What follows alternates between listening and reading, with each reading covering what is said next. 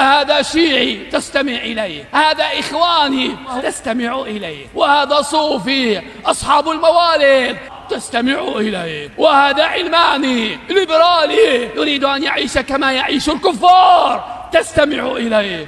كيف حال قلبك؟ كيف حال قلبك؟ والقلب ضعيف تتقلبه الفتن والشبهات يا مسلم. النبي صلى الله عليه وعلى آله وسلم يقول: تعرض الفتن على القلوب كعرض الحصير عودا عودا، فأيما قلب أشربها نكتت فيه نكتة سوداء، وأيما قلب أنكرها نكتت فيه نكتة بيضاء، حتى تصير القلوب على قلبين: أبيض مثل الصفا لا تضره فتنة ما دامت السماوات والأرض، وأسود برباذة كالكوز مشخية لا يعرف معروفا ولا ينكر منكرا إلا ما أشرب من هواه. ألا تخاف على قلبك من نزغات أهل البدع، من وساوس أهل البدع، من شبه أهل البدع؟ تقلب القنوات الفضائية أو مواقع الإنترنت حتى يضيع دينك، يضيع إيمانك. تسأل اليوم قد كان معنا في المسجد وكان صاحب سنة، صار إخوانيا،